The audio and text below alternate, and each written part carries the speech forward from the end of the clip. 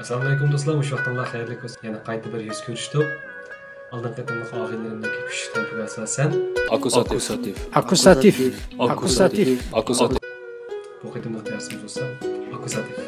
Verzeihung, Akkusativ. wie war das? Akkusativ. Ich kann nicht verstehen, was Sie... Wie war... Akkusativ. Ach so! Bunda oldin qatim deb o'tganimizda kazus o'z ichidan 4 ga bo'lindi. Bu qatimliq darsimizda kazusning ichidagi ikkinchi jumla bo'laklaridan biri bo'lgan akkusativdir. Darsimizda boshlashdan burun deb qo'yishga tegishli nihoyat muhim nuqta. Nominativlik o'zgarishda ismlarning artiklda hech qanday o'zgarish bo'lmaydi. Ammo akkusativnikida unda emas. Akkusativning murakkab yerdan bo'lmishadi. Akkusativlik o'zgarish bo'lgan ahvol ostida bu yerdagi der artikli den artiklga. Albatta der artiklga yondosh bo'lib kelgan ayn degan turaqsiz artikl ayn artiklda aynin degan o'zgarish bo'ldi. Ma'nodan cho'qim aniq bilishimiz kerak. Mana bu akkusativningki bir jumladagi ro'shan sifatidir. Ya'ni der denga aynin o'zgarib ketadi.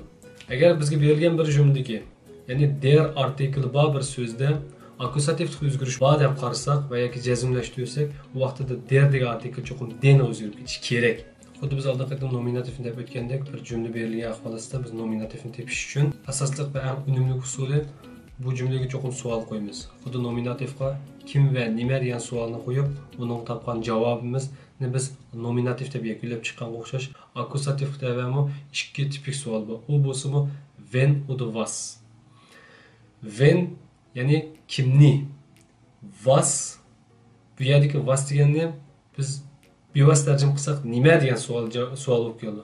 Nurg'on odamlar qaymoq turadigan yerdan mana mishadi. Nurg'on insonlar deydiki, nimadimi akkusativdimi was borki, ya'ni was degan savol borki, nominativdimi was degan savol borki, agar bir jumlada faqat shu was degan savolga javob deb bo'lsak, u vaqtda bu nominativ deyapmi yoki akkusativ deyapmi deb.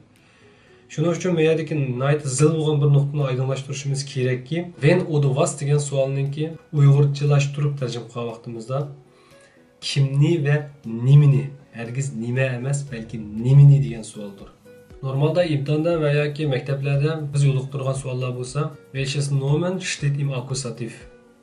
Ya'ni jumladagi qaysi so'z akkusativlik o'zgarishda bo'layotidi va yoki qaysi so'z akkusativda kelyotidi. Ya'ni bir misol olsak, der Student kauft einen Hut. U o'quvchi bir shlyapa sotib oldi. Nimani sotib oldi? Shlyapani sotib oldi. Agar siz bu jumladagi akkusativ tepish uchun when oder was degan savolni qo'ymay ahvol ostidami, berilgan jumladagi aynninki aynini o'zgarganiga qarabla bu jumladagi akkusativdan aynin hut deb kesib aytasiz. Agar der artikli den o'zgarib va yoki ayn artikli aynin o'zgarib ketgan ahvol ostida bu biz uchun bu jumladagi akkusativ tepish uchun nihoyat bir yaxshi afzallikdir. Ammo der artikli bo'lmagan so'z jumlalarda o'zgarish bo'lmaydi. Ammo biz buni tepish uchun yanada boshdagi ikki savolga, ya'ni when oder was degan savolimizga murojaat qilamiz. Masalan, misol deb baxsak, die Frau bringt das Essen. Bu ayol tomoqlarni keldi. Biz avval degandek savol qo'yamiz, kimni va nimani. Bu jumlada biz kimni degan savolimizga javob topa olmaymiz. Ammo nimani degan savolimizga javob topa olamiz. Essen degan so'z dal biz izlayotgan akkusativdir. Gerçi akkusativning xususiyatiga asosan das artiklda hech qanday o'zgarish bo'lmagan bo'lsa-mu, ammo jumlaning qurilmasi va jumlaga qo'yilgan savollarga asosan kesib aytish bo'ldiki, bu jumladagi akkusativdan das Essen, ya'ni bu tomoq. Xo'sh, bayon biz deb o'tgan when oder was bu ikki savol bo'lsa, bir jumladagi akkusativ tepishningki birinchi usuli. Ammo ikkinchi usul-chi degan vaqt aslida akkusativning o'ziga xos jami 5 qo'shimchasi bor. Agar biz bir jumlada mush 5 qo'shimchadan qaysi birini topa olsak, buningdan keyin kelgan so'z dal bizga o'zlayotgan akkusativ bo'ldi. Bu 5 qo'shimcha bo'lsa, durch, gegen, für, ohne. Misol deb baxsak bo'ldi. Das Geschenk ist für der Vater. Ya'ni bu sovg'at bo'lsa, dadam uchun va yoki bu dadamning sovg'ati.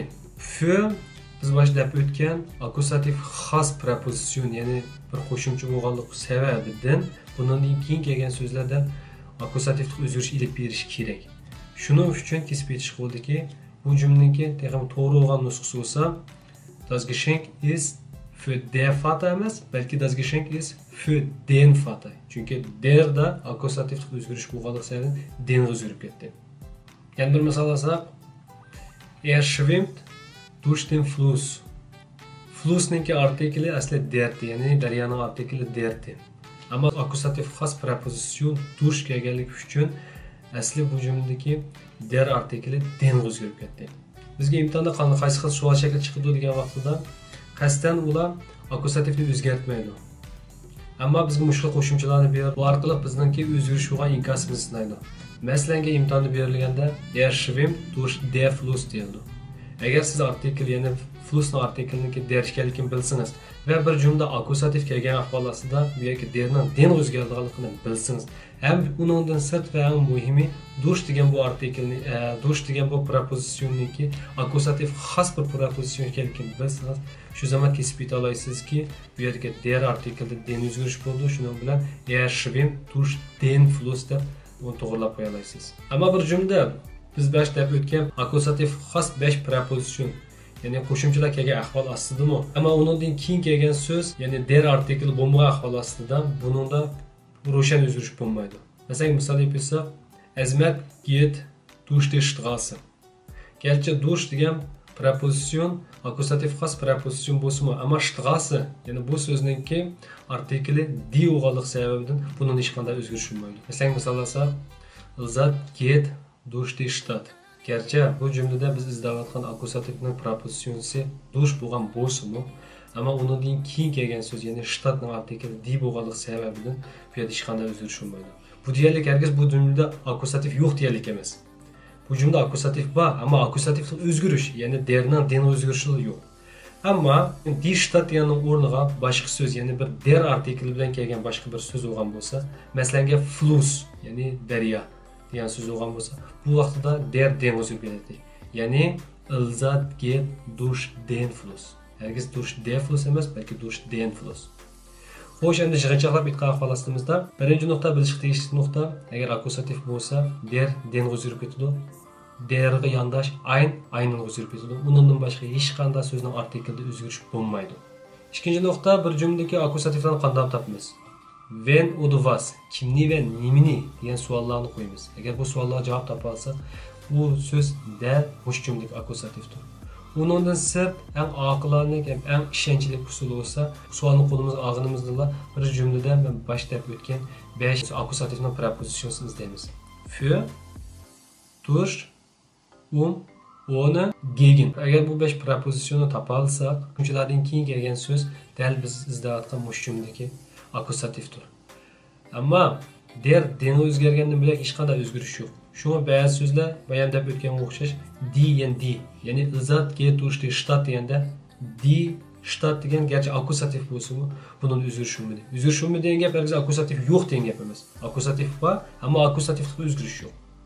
Shunday qilib, bugungi bu soatlik darsimiz mushal oyoqlashdi. Balki his qilgansiz, bu soatlik darsimiz, ya'ni akusativ oldingi qatimliq darsimiz, ya'ni nominativ solishtirganda ko'rinarlik murakkab.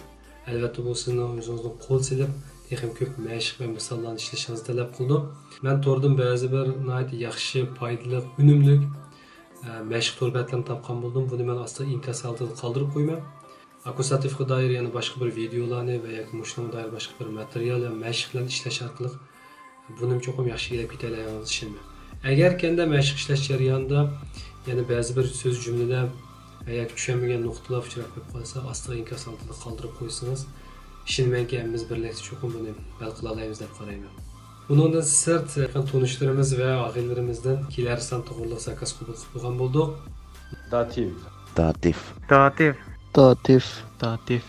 It's gonna be dative. Alles next kommt bald. Biz kelarsan da ko'rishaylik. Aman bo'lin, ajrli bo'lin. Allohga emanet.